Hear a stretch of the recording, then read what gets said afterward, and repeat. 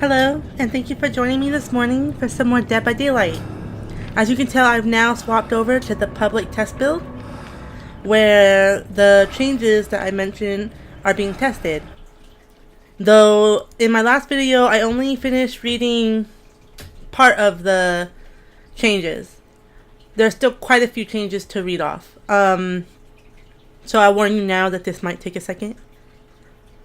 But, bear with me. When I last left off on the changes, I was at the point where I was talking about the changes to killers under balance, and I had just finished reading all the perk changes. So now I'm going to finish reading some of the killer changes. It seems like they focus mainly on the Legion and the Pig. They're the only two that are mentioned here. So there's two changes to Legion. They've made it to where manually ending Frenzy no longer depletes the remainder of your power gauge. They also reduced the intensity of the blurred visual effect during Frenzy. Which I didn't even realize there was a blurred visual effect, so hopefully that'll help whoever plays Frenzy. And then they changed the Pig, that killer, the only killer that I really played so far anytime I record playing the killer. They have adjusted the combat straps add-on in accordance to the crouch duration change. Decreased value from 1 second to 0.3 seconds. They changed the terror radius fade time for when crouching and uncrouching to fade in 4 seconds, down from 6.6 seconds. They decreased the base crouch and uncrouch duration from 6 seconds to 1.3 seconds. And they increased the terror radius from 28 meters to 32 meters. So, the combat straps add-on, the duration was decreased because of the fact that now that her going from crouch to uncrouch is only takes 1.3 seconds. If the value of that was at 1 second, it would basically put her base crouch time at 0.3 seconds, which is pretty ridiculous. Sounds pretty ridiculous. So that add-on was changed like that to fit the new crouch time. And then, so now when she goes into crouching, her terror radius will fade sooner than it did. So she'll be able to lose your awareness of her a bit faster. And then they increased her normal terror radius, so you'll hear her from a farther distance. They also made 2 adjustments to her scoring events. So a hit during dash attack has been increased from 250 to 500. And the initiation of the dash attack, the points were increased from 50 to 100. And those are the only killer changes that they've made, beyond the perk changes that I read off in the last video. From there, it goes into map changes. They start off by talking about a procedural system change, where they added a minimum distance between chests so that jigsaw boxes don't spawn too close together. Another procedural system change, where the hook distribution adjustments changed the amount and distribution, oh my gosh, why am I stumbling on this word, of hooks for each map. Every map now has a baseline minimum distance between hooks, a minimum number of hooks, and a maximum number of hooks. Then, another procedural system change for maps. Hook offerings now modify the newly introduced minimum distance between hooks. This distance will ultimately be ignored in the case where the minimum number of hooks requirements are not fulfilled. The effect of each offering is as such. The Moldy Oak, uncommon, will take away 2 meters. Rotten Oak, rare, will take away 4 meters. And the Putrid Oak, very rare, will take away 5.2 meters. So it seems those are all the killers versions of it, and they all take away distance. The survivors only have one, which is the Petrified Oak, survivor very rare perk, and it'll add 1.3 meters, and that's it for the survivors. They don't get multiple oaks. Then they have Pacific map changes, starting off with the Backwater Swamp. It's increased the spawning probability of the hooks in the center portion of the map to prioritize this portion of the map in favor of the edges. Another backwater swamp change is that they adjusted the height of bulrushes. Then they have a change for Badham Preschool, where they're now forcing a hook to spawn in the back of the Badham School if the basement is not there. And then the Grim Pantry, another backwater swamp map, but I guess this is specifically for Grim Pantry, so Pelrose. Oh yeah, Pelrose won't be affected because they're adding a new crow bomb to the map. So Pelrose has the boat where there's multiple crows, and if you go near the boat, then all the crows get set off. It seems like they've set one of those somewhere in the Grim Pantry map. Then they've made a change to the treatment theater. They've increased the chances to spawn blinking signs in the hallways surrounding rooms containing a generator to facilitate finding said generators. Now, the rest of them seem to be general map changes because they do not specify a map. They have added extra hooks, spawning spots around certain buildings to improve hook distribution. There we go. Didn't struggle that time. They changed the basement reference point used to calculate hook to basement distance to the top of the basement stairs instead of being in the middle of the basement. They reduced basement to hook minimum distance to 16 meters. Totem placement improvements. Recent upgrades to the totem interaction method allows the level design team to place the totems closer to other objects, and as such, totem placement and hiding spots will be continuously improved starting with this update. Alright, so those are all the map changes. If you're confused about any, then please go ahead and ask me in the comments, and if I understand it any better than you do, I will give you an answer. And if I don't, then I'll just let you know that I am just as confused as you are about what that's supposed to mean. After map changes, they have status effect updates. There's 3 of them. The first one is all status effects that are timer based no longer stack or automatically reset the timer, but rather take the highest remaining status timer and ignore the other. Second one is if the new timer is the higher one, the previous timer is discarded and the status effect icon will visually reset to 100%. And then lastly, if the new timer is the lower one, the new timer is discarded and the status effect icon remains at its current progression. That sounds interesting. I'm not sure if that's good for us as survivors. I don't know if I understand it completely, but it sounds like our timers are going to be pretty hefty. And if you get a lower timer, then you're straight out of luck because it'll stick to the timer that has more time. But after those changes are survivor perk changes. And it looks like there's only 4 survivor perks being changed. They've made it to where distortion. They updated the text to reflect that the perk's effect does not trigger when survivors are in the dying state or affected by traps. So I'm supposing the text didn't originally let you know this. And then they've changed leader, so all action speeds, with the exception of repair speed, are increased to 15%, 20%, 25% instead of 3%, 6%, and 9%. The effect now persists for 15 seconds after the perk owner is out of range. Well, that sucks. I mean, I guess that would be kind of broken in repairing, but that's still kind of lame-ish. But it helps with healing and other things, so I guess it's not too bad. At least, I think so. And then the third perk is Prove Thyself. They've increased repair speed by 10% for each other survivor working on a generator within a range of 4 meters. You gain 50%, 75%, and 100% more blood points for co-op actions. Only one Prove Thyself effect at a time. So I guess that means it doesn't stack, and if yours is in effect, that someone else's isn't in effect.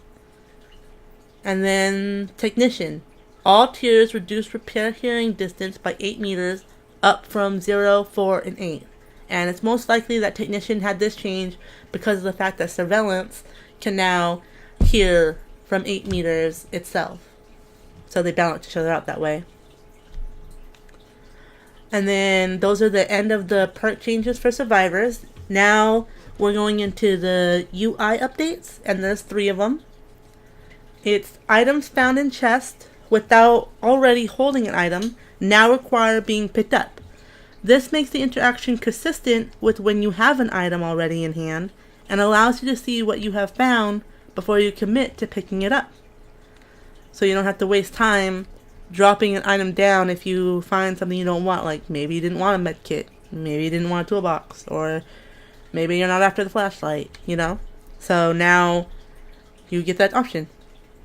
Now you have to take that second to be like, yeah, I want this, or no, I don't want this.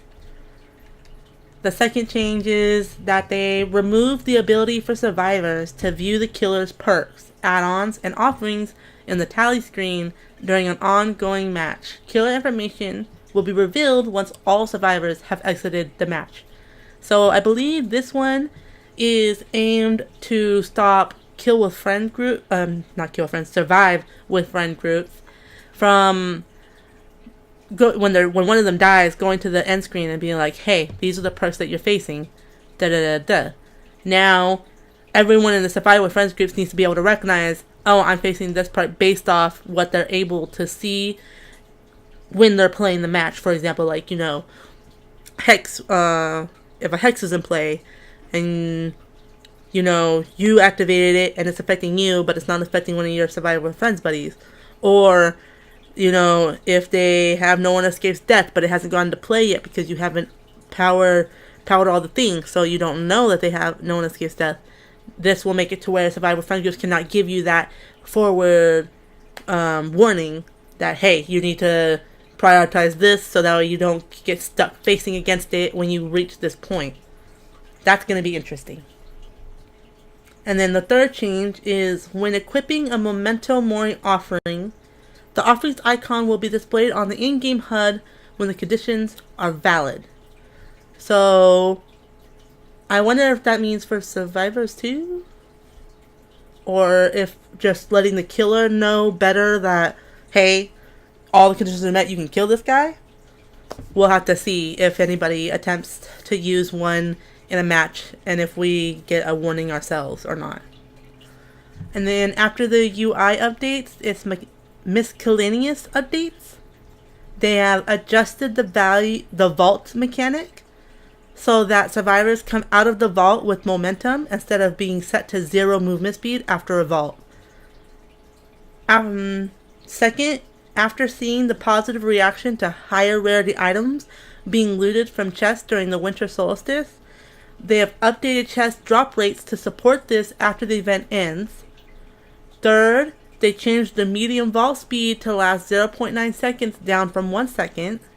And lastly, they created a new medium vault animation to distinguish the medium from the slow and fast vaults. They have done some general bug fixes. Then they made some audio and localization changes, which I guess is different from the audio adjustments in general. They fixed an issue that caused missing audio at the end of a sacrifice. They fixed an issue that caused missing audio for disarming, stepping, and getting out of a bear trap. And they made minor localization and translation improvements. And, so there's some more killer-related changes. They've adjusted the intensity of the spirit's phase walk visual effects. The visual effects changed due to the update to Unreal Engine 4.20 and the lighting changes introduced in 2.4.0. They fixed an issue that caused the hillbilly's arm to stretch during his mori. They fixed an issue that caused the Legion's killer instinct to display the location of escaped survivors. They fixed an issue that caused the Legion's attack visual effects to be out of sync with their attack. Fixed an issue that caused the Legion's camera to snap up or down if the camera was moved in either direction during the Fear of Frenzy cooldown. Fixed an issue that caused the madness notification bubbles to end abruptly from survivors' perspectives. Fixed an issue that caused the Shape's Mirror Shard add-on not to show survivor auras for the amount of time stated in the add-on. Fixed an issue that caused the Wraith's Blade Wipe animation to block most of the screen. Fixed an issue that could cause a desync in player states when getting out of a bear trap after attempting to vault over a window with a bear trap in front of it. And fixed an issue that could cause a desync in player states when picked out of bear trap by the trapper. So all the rest of this is all fixed issues with things. I'm going to put a link down in the description to this, so you can read those fixed issues if you like. We've gone over most of the changes that we're being testing in the PTB, so let's go ahead and get right to it. Oh, this is going to be a long video. Look at this.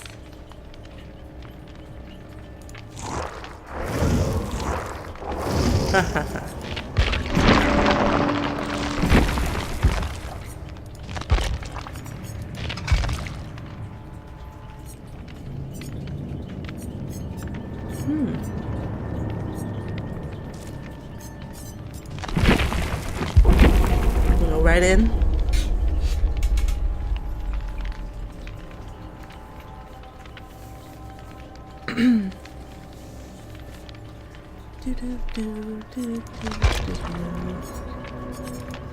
Let's go with that ponytail and our shorts. Yeah.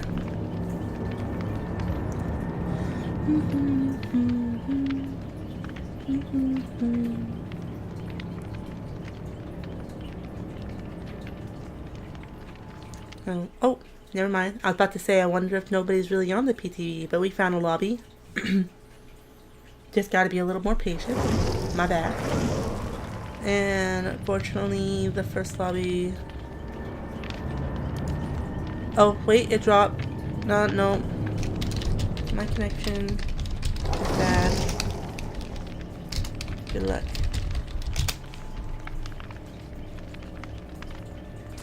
Alright. We can't test anything if we're struggling with actually playing. So we're going to leave the lobby, let them gain another person that probably has better connection. And we are going to go right back in and hopefully find a better lobby.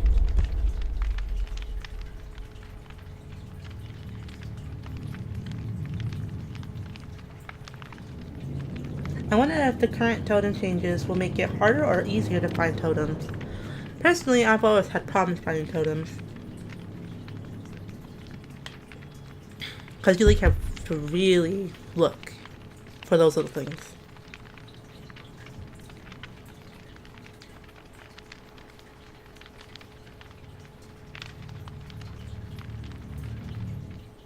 Alright, another lobby.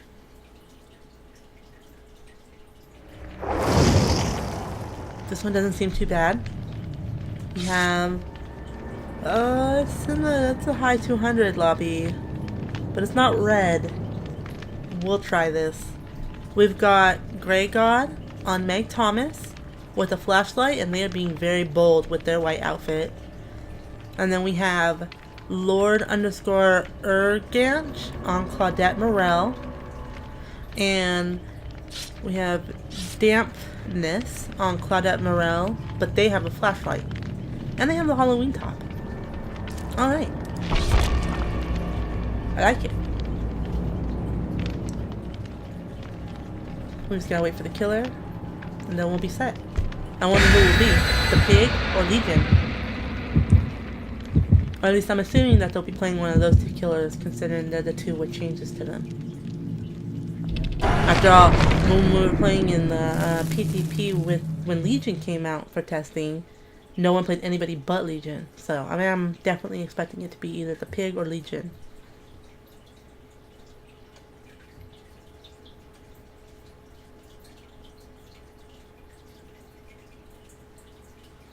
Ba-da-bum, ba-da-bum, ba-dum.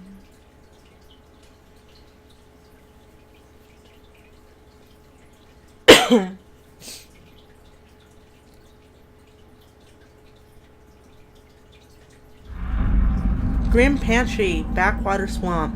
This is perfect.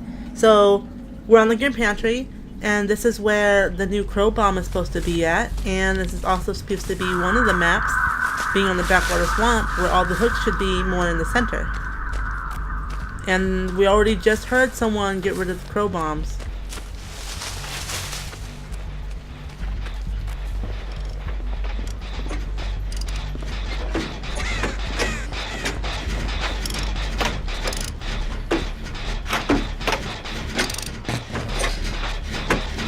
Oh no, Hex Rune's in play.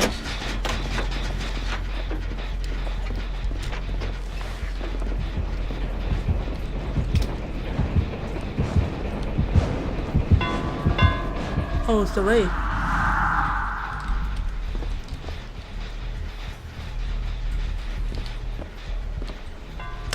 Alright, well it's neither of the two killers though.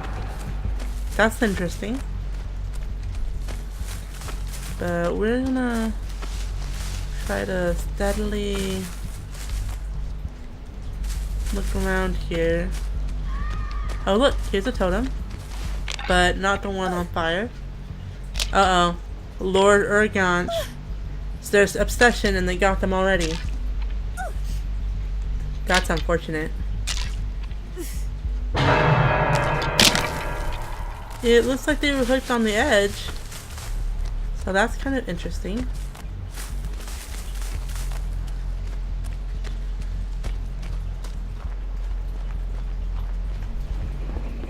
Okay. He came over to this general vicinity because I broke the totem.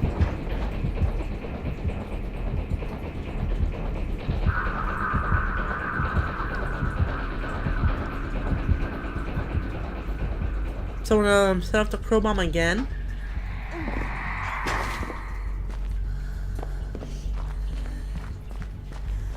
He's gone invisible.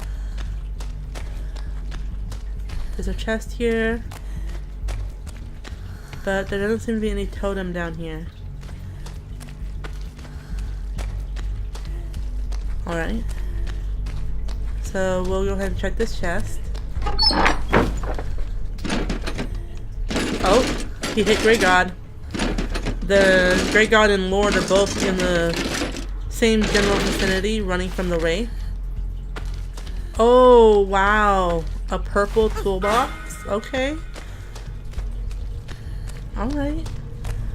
So they're definitely making it more worth it to take time to search a chest, that's for sure.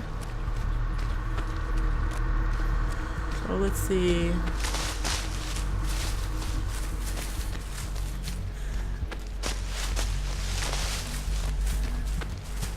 Okay. Oh!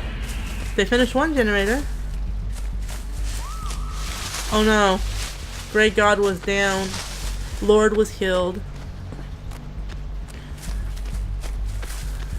We're just kind of slowly maneuvering around looking for the hex totems. Anybody wondering why I'm just slowly walking around like I shouldn't be doing generators or something?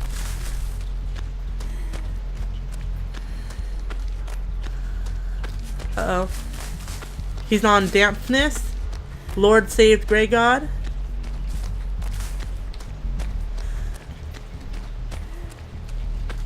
Ooh, they are all going at it.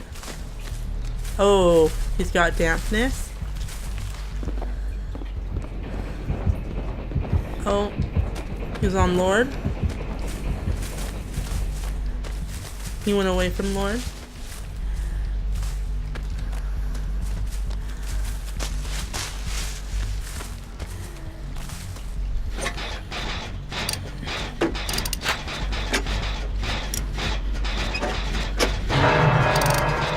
Alright, he put dampness on a hook.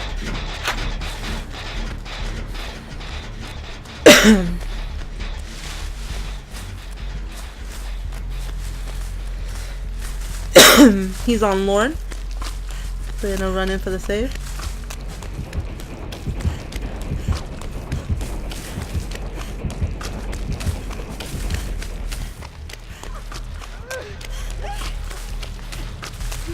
Don't try to kill yourself. Calm down, Dampness. We got you. He's got Lord.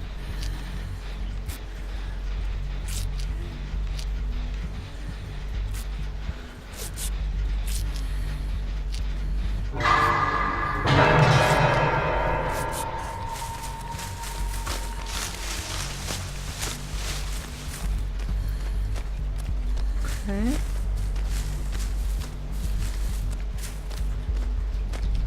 So here's another dual totem.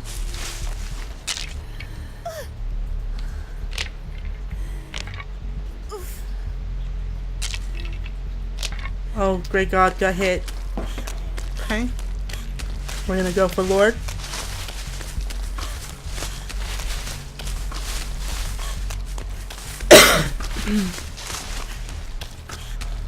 Hang in there, Lord.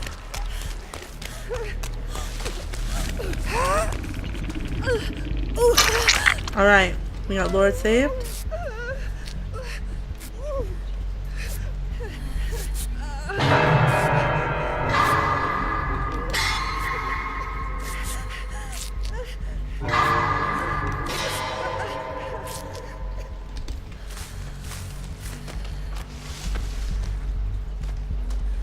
Grey God was saved. Grey God's running. He's there. He's on Dampness.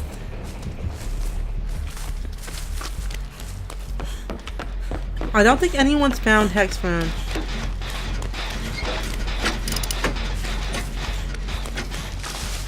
You want me to heal you?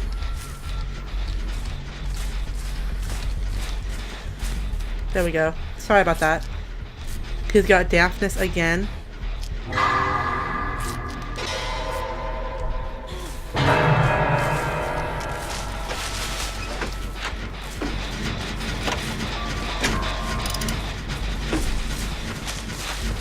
This one invisible.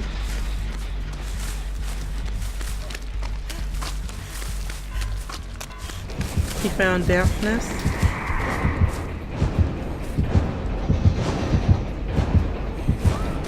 He's on Lord. I said he found Dampness, but he found Lord.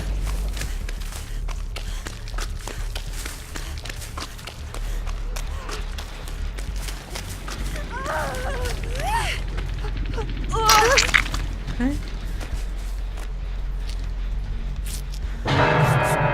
Lord is dead. We're healing up Dampness now.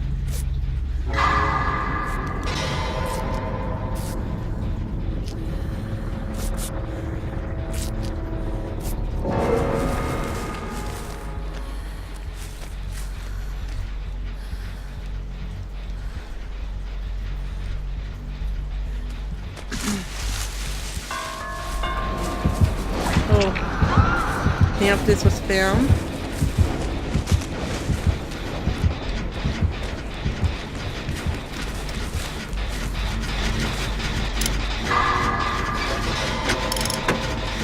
Hex Rune is still in play. Whatever that totem is.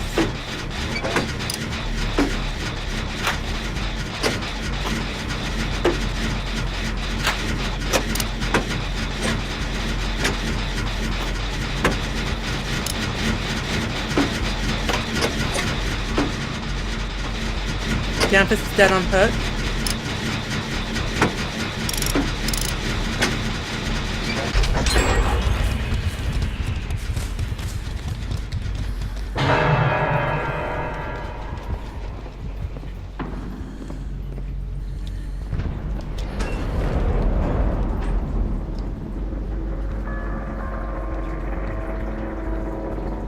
He's gone invisible.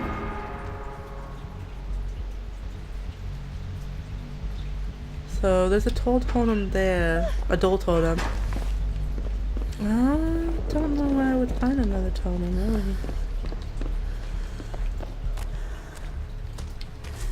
Okay, let's see. Let's try to be cautious. Oh, whew.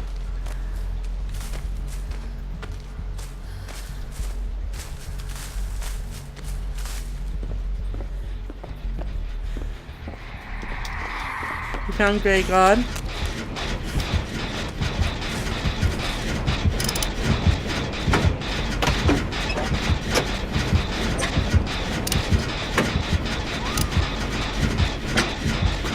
honestly don't know if Grey Guard is dead on hook or not.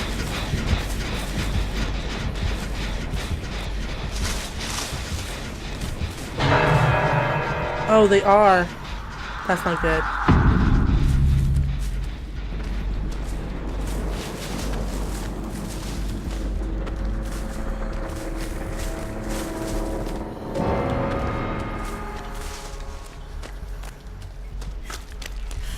Okay, so we gotta find the hatch now.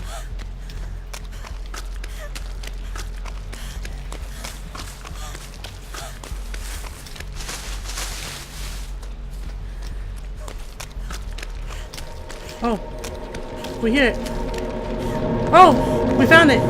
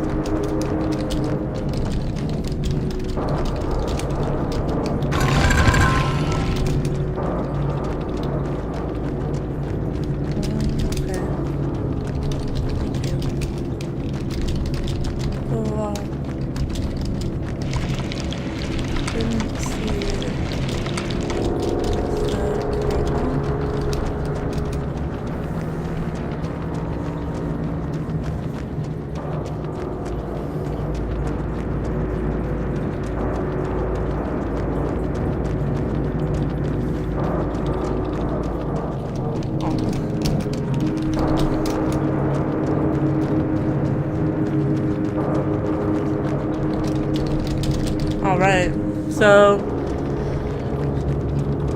near generator, near fence. I wonder if that's a set, like you'll always be able to find it in those kind of locations. But I need to look more closely around generators and apparently on the grand pantry near fences for the totems. Thank you for joining me for this round of Dead by Daylight.